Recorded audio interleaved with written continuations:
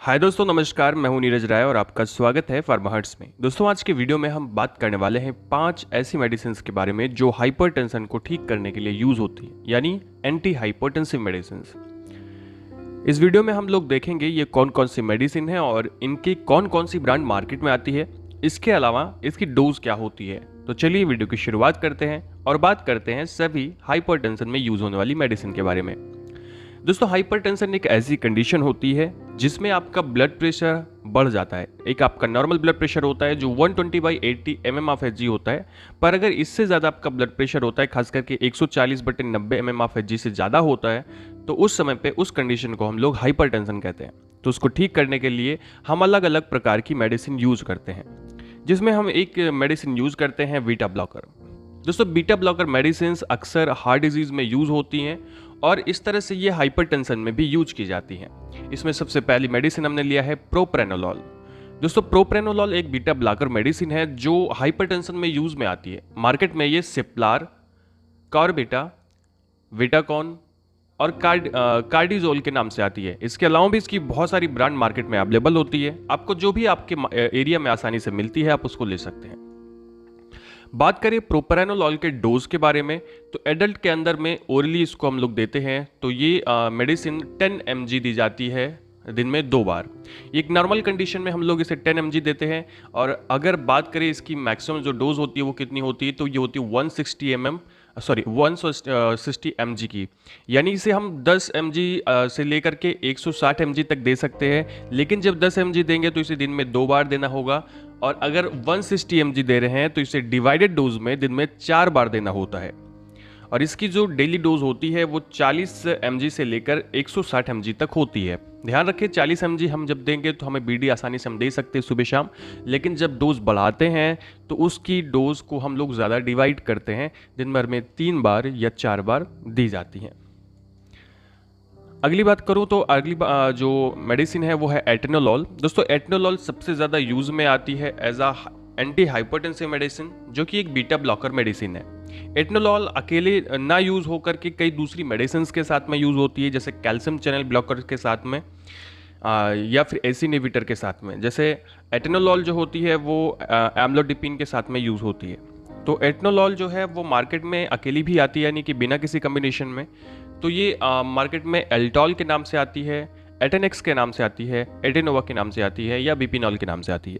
इसके अलावा भी इसकी बहुत सारी ब्रांड मार्केट में अवेलेबल होती है।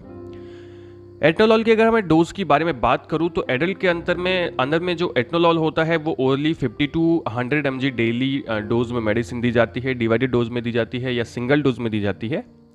और बच्चों के अंदर में 1 to 1.5 mg पर केजी बॉडी वेट के हिसाब से डिवाइडेड डोज में या फिर एक ही बार में सिंगल डोज में ये मेडिसिन दी जाती है, जो चिल्ड्रन के अंदर इसकी डोज होती है। नेक्स्ट मेडिसिन आती है इंडापामाइड। दोस्तों, इंडापामाइड एक प्रकार की एंटी हाइपरटेंसिव मेडिसिन जरूर है, लेकिन इसकी कैटेगरी की मैं बात करूं तो एक वैसोडायलेटर होती है और डायूरेटिक होती है। देखो, किसी भी चीज़ को अगर हम पतला करते हैं या उसके ल्यूमेन को घटाते हैं, यानी कि पाइप कम है, पाइप को अगर दबा दें तो पाइप का ल्यूमेन छोटा हो जाता है, तो पाइप के अंदर में पानी की जो गति होती है वो तेज हो जाती है।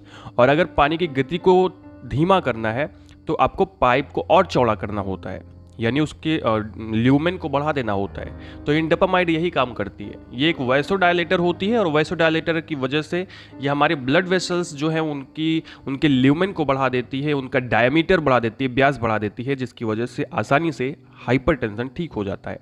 और ये एज अ डायूरेटिक भी काम करती है, यानी कि ये एक्स्ट्रा वाटर को शरीर से बाहर निकालती है, जिससे आपके ब्लड का वॉल्यूम जो बढ़ा हुआ है वो कम हो जाए।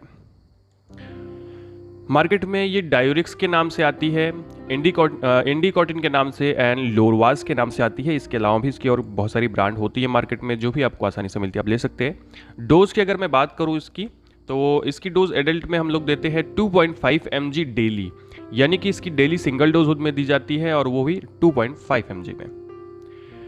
नेक्स्ट अगर मैं बात करूं तो आती है इनालाप्रिल मैलिएट। दोस्तों, इनालाप्रिल भी यूज की जाती है कभी कभी एटेनोलॉल के साथ में। ये एक एसी इनहिबिटर होती है और ये भी एंटी हाइपरटेंसिव मेडिसिन होती है और हाइपरटेंशन को ठीक करने के लिए उपयोग होती है। मार्केट में ये एनीज 5 के नाम से, डिलवास के नाम से, इलरिक के नाम से या विविराल के नाम से मार्केट में आती है। इसके अलावा भी इसकी और भी ब्रांड होती हैं, आसानी से मिल जाती हैं। हो सकता है जो मैं आपको ब्रांड बता रहा हूँ वो आपको ना मिले, दूसरी मिल सकती है, तो आप केवल साल्ट नेम पर ही ध्यान दें तो ज़्यादा अच्छा रहेगा। अब अगर इसके हम डोज की बात करें तो एडल्ट के अंदर में ये मेडिसिन दी जाती है और इनिशियली हम इसे 5 mg दिन में सिंगल डोज के रूप में देते हैं, यानी कि दिन में एक बार दिया जाता है, वो भी 5 mg में। और अगर हम इसे डायूरेटिक के साथ में दे रहे हैं, किसी दूसरे डायूरेटिक के साथ में, मान लीजिए कि एंडापामाइड के साथ में दे रहे हैं या किसी भी डायूरेटिक के साथ में दे रहे हैं, तो इसे हम 2.5 mg देते हैं उसके साथ में। और इसकी जो डोज होती है वो दिन भर में 10 mg से 20 mg तक मेंटेन की जाती है, यानी इसकी जो मैक्सिमम डोज है वो 20 mg से ज़्यादा नहीं होनी चाहिए।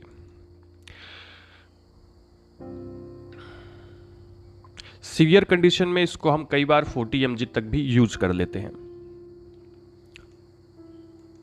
नेक्स्ट मेडिसिन आती है जो एंटी हाइपरटेंसिव मेडिसिन होती है, वो है रामिप्रिल। रामिप्रिल भी कई बार डॉक्टर्स के द्वारा यूज़ की जाती है। मार्केट में ये कार्डेस, कॉर्प्रिल, प्रीक्योर या जोरिम के नाम से आती है। इसके अलावा भी और भी बहुत सारी इसकी ब्रांड होती हैं। अब अगर इसके डोज के बारे में मैं बात करूं तो एडल्ट के अंदर में ये ओरली मेडिसिन दी जाती है, नहीं कि आपको टैबलेट इसकी दी जाती है। तो 2.5 mg per day single dose में ये मेडिसिन दी जाती है और इसकी जो मैक्सिमम डोज होती है वो 10 mg पर डे की होती है, यानी आप इसे 10 mg तक बढ़ा सकते हैं।